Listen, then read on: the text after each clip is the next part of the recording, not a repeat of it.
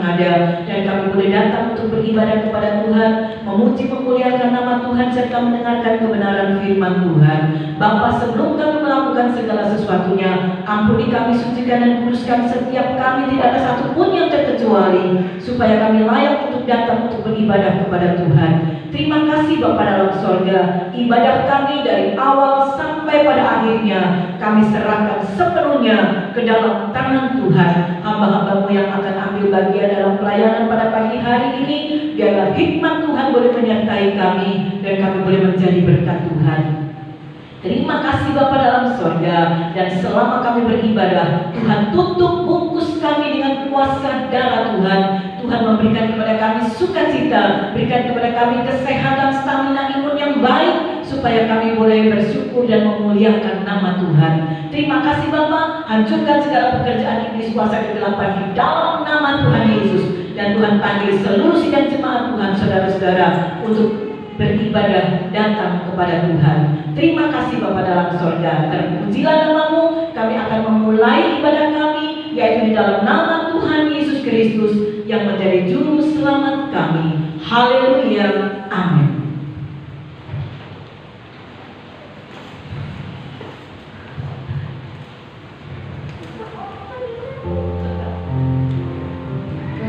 Puji nama Tuhan, shalom. Apa kabar? Baik semuanya, ya. Mungkin banyak buku yang kosong, mungkin mereka masih ada di luar kota atau masih ada urusan. Biar kita tetap memandang Tuhan, amin. Iya, mungkin tanggal 12 Kyonggi bagi yang merayakan Mausi Wajah Puji Tuhan.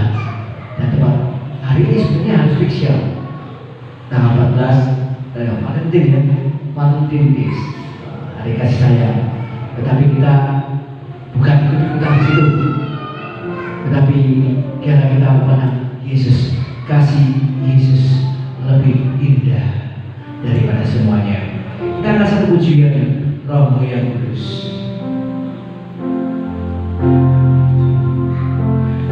Rohmu yang Kudus penuhiku, mengalir dalamku, jiwaku tenang bersamamu dan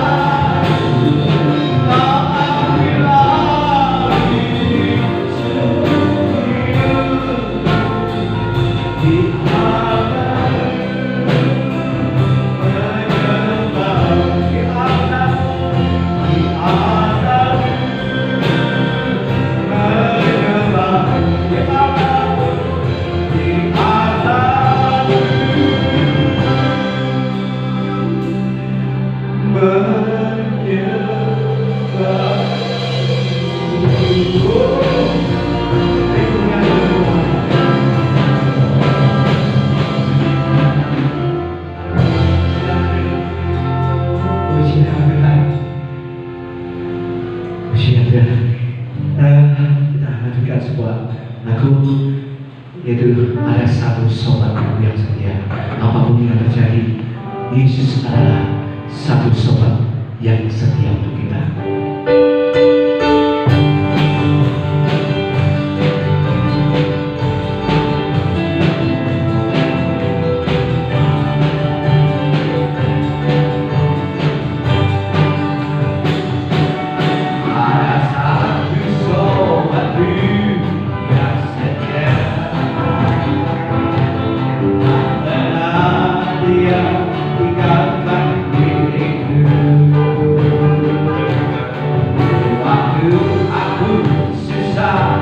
Waktu sendirian, dia selalu menemani diriku. Namanya Yesus, namanya Yesus, nama Yesus yang menghibur hatiku. Namanya Yesus, namanya Yesus, nama Yesus yang menghibur hatiku. Ada satu sobatku yang setia, tak pernah dia tinggalkan diriku. Waktu aku susah, waktu ku sendirian, dia selalu menemani diriku. Namanya Yesus, namanya Yesus, nama Yesus yang menghibur hatiku. Namanya Yesus, namanya Yesus, nama Yesus yang menghibur hatiku. Nama Yesus yang menghibur hatiku. Sekali lagi. Nama Yesus yang menghibur hatiku. Amin. Saatnya kita akan mendengarkan sebagian daripada firman Tuhan. Saya undang semua Bapak, Ibu, Saudara untuk bangkit berdiri.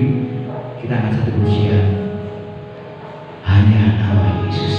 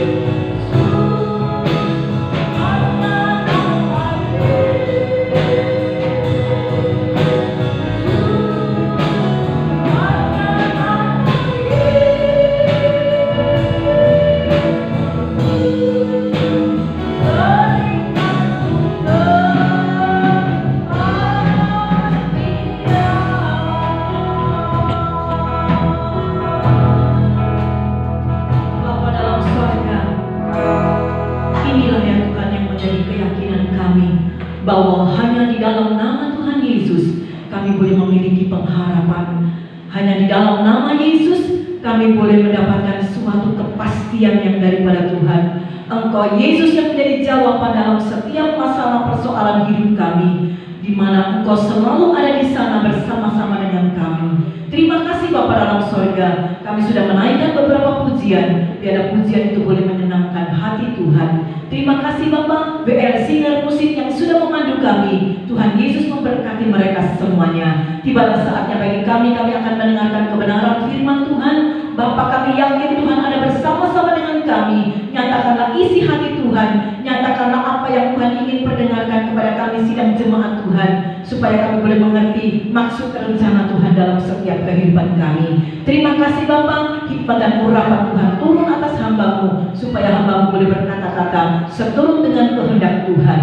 Terima kasih Bapa dalam sorga, biarlah otoritas Allah turun atas kami, dan firman-Mu boleh memberkati seluruh sidang jemaat Tuhan. Terima kasih Bapa, terima kasih. Kami yakin Tuhan ada di tengah-tengah kami, sekalipun kami hanya berkumpul dengan sedikit, tetapi kami percaya kehadiran Tuhan di tengah-tengah kami, dan siap memberkati kami melalui kebenaran firman Tuhan. Di dalam nama Tuhan Yesus kami sudah berdoa dan mengucapkan syukur. Haleluya, amin. Puji nama Tuhan. Silakan duduk saudara yang kasih. Ya, puji nama Tuhan saudara yang kasih ya. Saya ucapkan selamat pagi, selamat kita beribadah, selamat kita sama-sama menikmati kebenaran firman Tuhan. Yang udaranya cukup panas ya saudara ya. Haleluya, puji nama Tuhan. Tetapi ini tidak akan mengurangi kita untuk kita beribadah kepada Tuhan, untuk kita menikmati berkat-berkat Tuhan. Karena mulai ya tentunya saya pada pagi hari ini izinkanlah untuk mengucapkan Kyonghi ya, Tongsi Pak Jai ya. Saudara, tahun ini katanya tahun apa ya saudara? Tahun kerbau ya. Selamat kita menikmati tahun kerbau ya saudara. Ya, kita tidak tahu filosofinya tahun kerbau itu apa, artinya apa ya. Mungkin ada yang menerawang artinya begini dan begitu dan begini dan begitu. Ya saudara, biarkanlah itu ya saudara. Yang kita tahu kerbau itu adalah ya kerbau. Itu aja saudara ya. Nah, puji nama Tuhan, kita percaya bahwa kita hidup saat ini sebagai anak-anak Tuhan, kita hidup di tahun Yobel ya, tahun kemenangan ya. Kita tetap hidup di dalam tahun bersama-sama dengan Tuhan. Apapun itu situasi kondisinya ya, apapun itu situasi kondisinya, di tengah-tengah pandemi ya, di tengah-tengah kondisi pandemi ini ya saudara, kita tetap hidup tahun bersama-sama dengan Tuhan ya. Apakah diperingati oleh benua Asia, apakah ini diperingati oleh negara kita Indonesia ya, sepertinya saudara ya, untuk dunia maya. Jadi saya katakan untuk dunia maya, hari kasih sayang ini sepertinya masih diagendakan.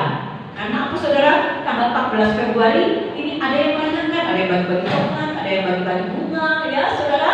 Nah, saudara, sepertinya dunia maya masih menostalgiakan gitu loh saudara ya, acara ini. Nah, saudara, tetapi pada pagi hari ini saudara, saya tidak berbicara khusus mengenai Valentine ini atau hari kasih sayang, tetapi kita akan melihat dari versi Alkitab. Nah, apakah Valentine itu, apakah hari kasih sayang itu harus diperingati ya?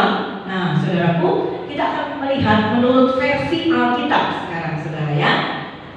Sebagian di sini kita yang hadir bercampur ya saudara. Ada yang lansia, ada yang parubaya, ada yang masih muda, ya saudara. Nah, saudara, sesungguhnya hari kasih sayang itu bukan hanya 14 Februari saja, bukan saudara.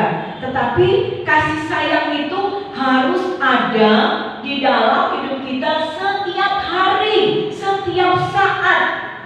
Itu harus terjadi di antara kita manusia. Harus ada kasih sayang. Ya, puji nama Tuhan ya saudara. Mungkin saudara melihat di medsos, di FB atau apa, wow, hari Valentine itu kalau menurut versi Alkitab itu terdapat di Bilangan 9 ayat yang 11. Silakan saudara buka itu, silakan. Tetapi saya tidak akan membahas itu ya saudara ya. Ya, puji nama Tuhan. Ya, istilah kasih sayang apa kaitannya dengan versi Alkitab? Kalau versi dunia maya, hari kasih sayang itu dilakukan terjadi di antara manusia dan diperingati, dinostalgiakan setiap tanggal 14 Februari. Tetapi bagaimana dengan kita sebagai anak Tuhan, saudara ya? Apa kaitannya dengan versi Alkitab kasih sayang ini, saudara? Mari kita akan buka firman Tuhan yang terdapat di dalam Mazmur 145 ayat yang ke-8. Ya, Mazmur 145 ayat yang ke-8. Ya, saudara, silakan saudara melihat di layar LCD. Ya, saya akan bacakan buat saudara. Mazmur 145 ayat yang ke-8. Demikian bunyi firman Tuhan. Ya. Tuhan itu pengasih dan penyayang, panjang sabar dan Dia, saya tidak pakai kata bukan. Tuhan itu pengasih dan penyayang, panjang sabar dan besar kasih setianya.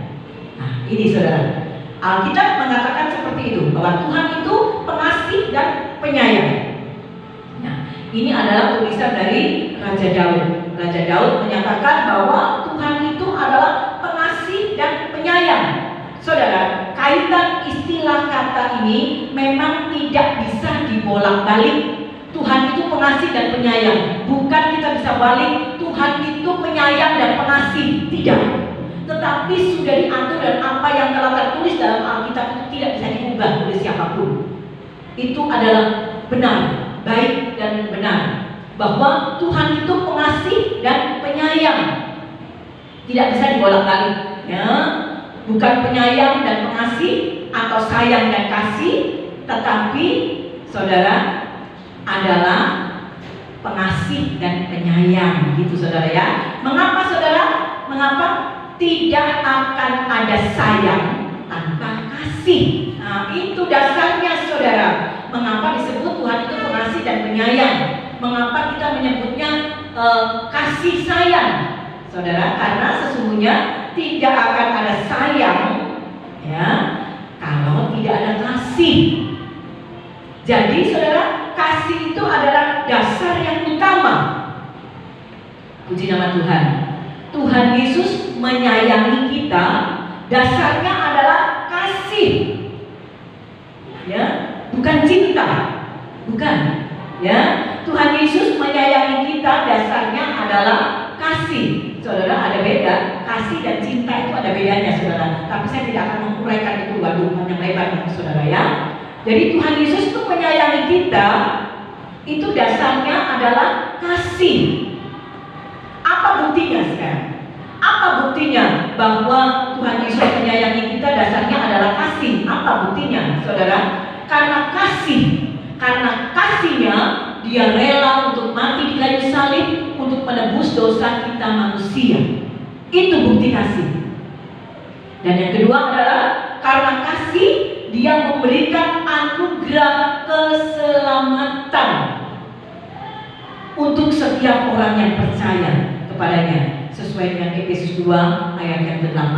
Tidak usah kita baca, saudara, mengingat waktu, bahwa keselamatan itu kita terima dari Tuhan sebagai anugerah, bukan karena jasa, bukan karena baiknya kita, bukan, saudara, tetapi karena kasih Tuhan. Ya, saudara, Tuhan Yesus pun juga mengajar dan memberikan hukum kepada kita untuk kita melakukan, menjalani hidup ini. Saudara, Tuhan Yesus memberikan hukum kepada kita, hukum yang terutama. Saudara, mari kita, kalau ini saudara harus kita baca ya, saudara ya. Kita harus tahu apa hukum yang Tuhan berikan. Kita tahu 10 hukum Taurat itu ada di Perjanjian Lama. Kemudian Tuhan menyempurnakan hukum itu hanya menjadi 2 bagian. Nah, ini yang saudara harus tahu, harus hafal bahkan, saudara ya. Nah, mari kita baca Markus 12 ayat yang ke-28 sampai 33. Jadi saudara, apabila saudara ditanya oleh orang, apa hukumnya orang Kristen itu? Tidak tahu saya. Wow, malu-maluin, saudara. Tapi Tuhan memberikan hukum kepada kita. Ya, Tuhan memberikan hukum, 2 hukum yang terutama yang terdapat di dalam Injil Markus pasal yang ke-12 ayat yang ke-28 sampai ke-33. Saya akan bacakan buat saudara secara cepat. Saudara silakan menyimak di layar LCD. Demikian bunyi firman Tuhan. Lalu seorang ahli Taurat yang mendengar Yesus dan orang-orang Saduki bersoal jawab dan tahu bahwa Yesus memberi jawaban yang tepat kepada orang-orang itu, datang kepadanya dan bertanya, hukum manakah yang paling utama? Tuhan Yesus menjawab. Jawab Yesus, hukum yang terutama ialah, dengarlah hai orang Israel, Tuhan Allah kita, Tuhan itu esa. Kasihilah Tuhan Allahmu dengan segenap hatimu dan dengan segenap jiwamu dan dengan segenap akal budimu dan dengan segenap kekuatanmu. Dan hukum yang kedua ialah, kasihilah sesama manusia seperti dirimu sendiri. Tidak ada hukum lain yang lebih utama daripada kedua hukum ini. Nah, ini saudara kekasih. Jadi ini hukum yang utama dan yang terutama yang Tuhan berikan. Ini adalah jawaban Yesus langsung kepada orang-orang Israel. Saudara, kemudian jangan saudara berkata, oh itu kan untuk orang Israel, bukan buat kita, saudara. Saya sering mengatakan bahwa Alkitab kita itu up to date, saudara, dari dulu sekarang sampai selama-lamanya. Bahwa firman Tuhan ini pun juga untuk kita sebagai orang percaya yang hidup di akhir zaman ini, saudara ya. Baik, saudara, jadi yang pertama, kasihlah Tuhan dengan segenap hatimu, dan yang kedua, kasihlah sesama manusia seperti dirimu sendiri. Jadi saudara kekasih, terkait dengan hari kasih sayang ini, saudara ya, hari kasih sayang masuk di dalam kategori yang mana? Menurut saudara, kasih sayang itu menurut kategori masuk yang mana? Yang pertama atau yang kedua? Yang kedua, kasihilah sesama manusia. Ya, jadi harus ada kasih sayang, saudara. Nah, saudara, kalau kita melihat bahwa kasih yang Tuhan sudah buktikan kepada kita itu adalah melalui kematian dan kebangkitannya, melalui salib. Nah, saudara, saya tidak sempat menggambarkan salib. Saudara membayangkan aja kalau saudara pegang ke bawah pakai aksesoris salib. Nah, saudara tahu ya, salib itu adalah vertikal dan horizontal. Vertikal itu yang mana? Yang gini ya? Vertikal itu yang gini, horizontal yang begini. Nah, itulah saudara ya. Saudara ingat-ingat aja gambarnya saudara ya. Nah, wujud kasih sayang Allah kepada manusia adalah salib. Itu wujud kasih sayang ya Allah kepada kita ya, adalah salib, vertikal dan horizontal. Kemudian lambang kasih sayang Allah kepada manusia juga adalah salib yang horizontal ya. Kasihilah sesama manusia seperti dirimu sendiri. Ada dua garis, vertikal dan horizontal, dan yang vertikal adalah kasih kepada Allah, dan yang horizontal adalah kasih kepada siapa saudara? Kepada manusia, kepada sesama, kasih sayang. Nah itu saudara. Nah saudara, acap kali tanda salib ini memang dipakai sebagai aksesoris ya. Saya tidak melarang itu saudara ya. Ya, tapi itu salib itu harus nyata di dalam kehidupan kita, karena itu adalah bukti kasih Allah, bukti kita mengasihi sesama kita. Jadi salib itu harus kita ingat ya, jangan tandanya toh, tapi kita harus tahu salib itu kasih sayang Allah kepada kita, kasih kita juga kepada sesama. Itu saudara ya artinya. Saudara, kalau kita berbicara tentang kasih, itu mempunyai arti yang sangat-sangat dalam sekali terkait dengan kata kasih saudara ya. Terkait dengan kata kasih ya, pada kata ada kasih setia, terus apalagi ada kasih sayang, ada kasih apa lagi saudara? Ada kasih karunia ya, dan macam-macam kasih ya saudara ya. Dalam buah-buah roh ya saudara, kita sudah bisa melihat di tembok sebelah kiri saya saudara. Di situ dikatakan bahwa buah-buah roh kasih menjadi urutan yang nomor berapa saudara? Satu, yang pertama.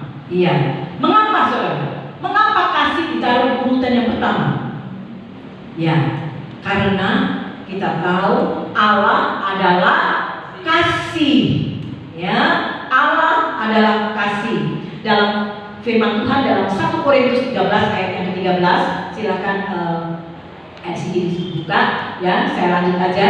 Di situ dikatakan bahwa iman, harap dan kasih, 1 Korintus 13 ayat yang ke-13.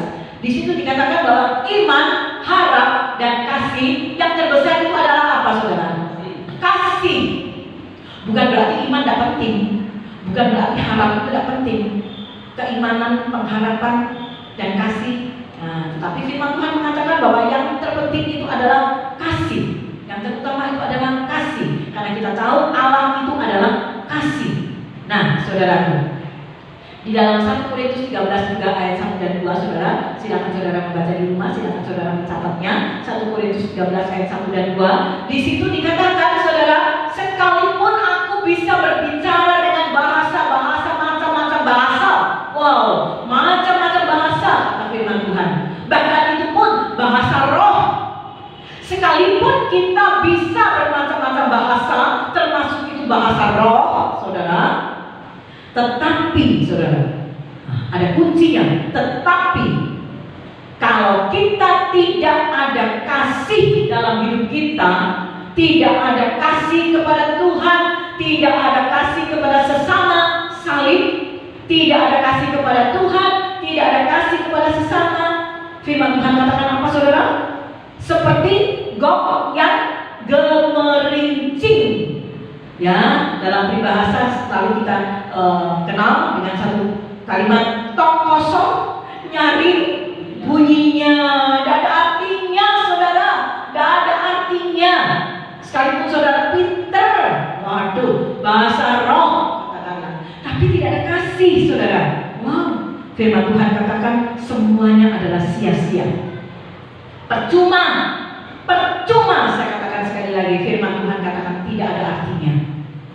Jadi saudara yang terkasih di dalam Tuhan, betapa pentingnya peran kasih itu harus nyata di dalam kehidupan kita.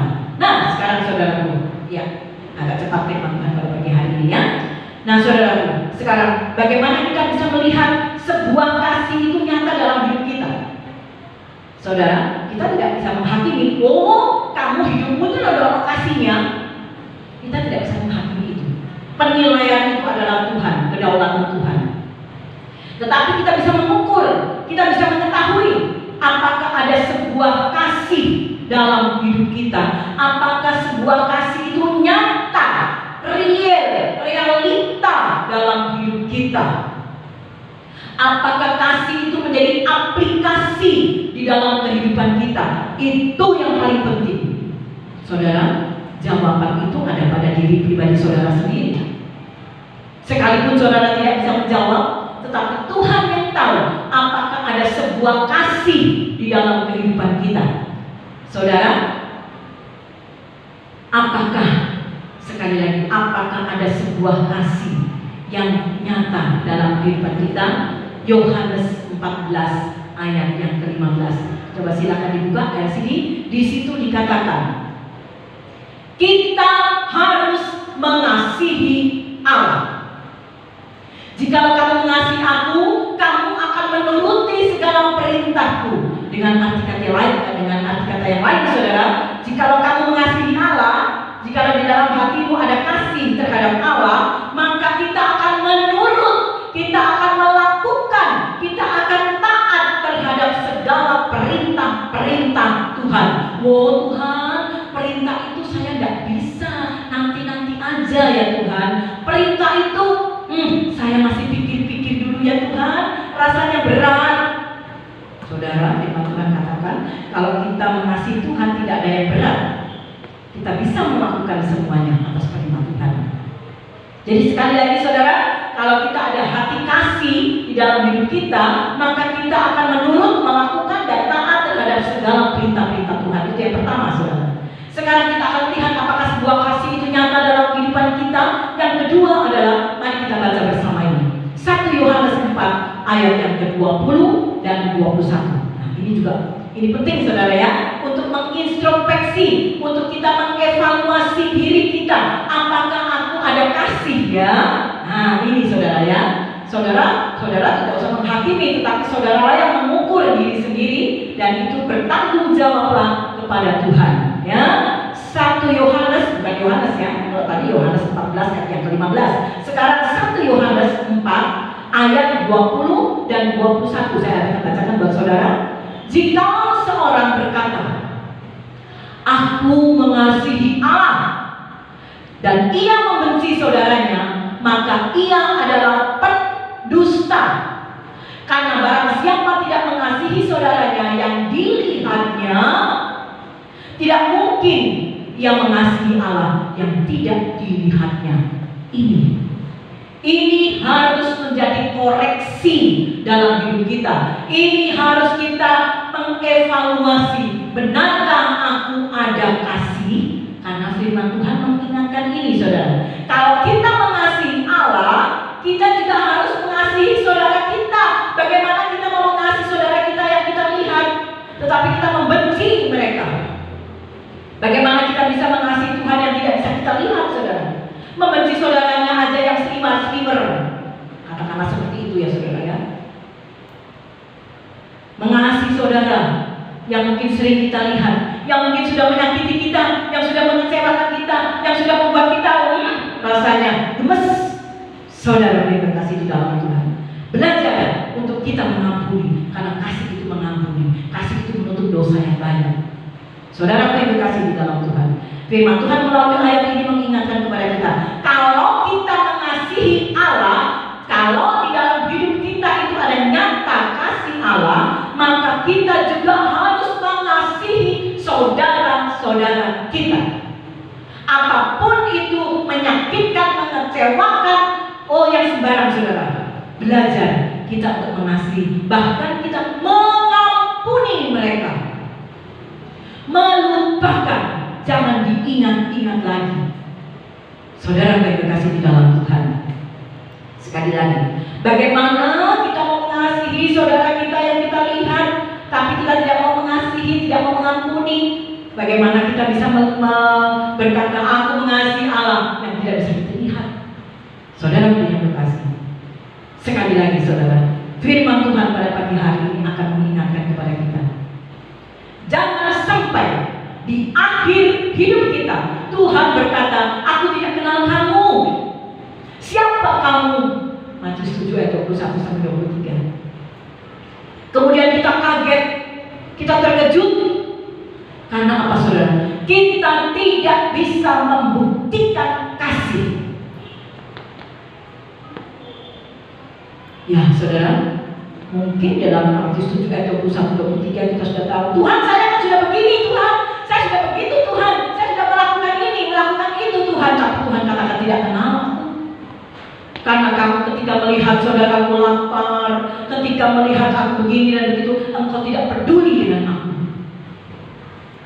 saudara.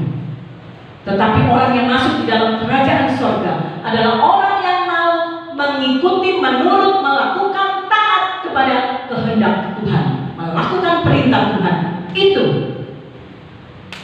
Itulah mereka yang berhak masuk kerajaan surga. Jadi saudara yang berkasih, mari kita membuktikan kasih itu nyata dalam kehidupan kita, baik itu kasih kepada Tuhan maupun kasih kepada sesama. Ya, setiap saat saudara kita mengasihi sesama itu, setiap saat, bukan hari Valentine saja, bukan 14 Februari saja, saudara. Tetapi kalau saudara mau merayakan, monggo, saya tidak melarang saudara. Saudara mau bagi-bagi bunga, silahkan. Saudara mau bagi-bagi coklat, silahkan. Saudara mau berikan coklat kepada saya, silahkan, saya menerima. Saudara, saya tidak melarang. Tetapi yang terpenting adalah saudara, bahwa kasih itu harus nyata dalam kehidupan kita, baik itu kepada Tuhan maupun kepada sesama manusia. Ya, puji nama Tuhan. Supaya Tuhan mendapati kita ada kasih Tuhan di dalam kehidupan kita. Puji nama Tuhan.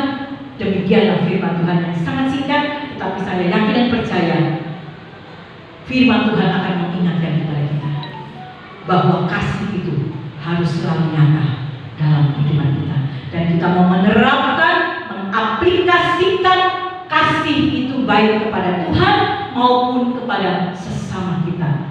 Wujud salib harus ada nyata dalam kehidupan kita. Amin. Demikianlah firman Tuhan. Saya undang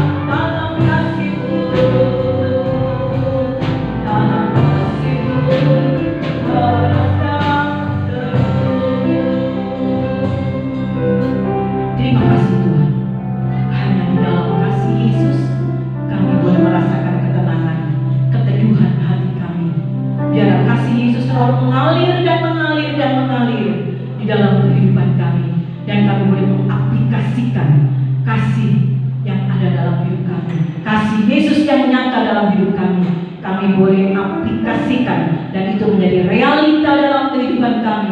Dan kami boleh mengasihi Tuhan, kami boleh juga mengasihi sesama kami. Itulah wujud kasih yang ada dalam kehidupan kami.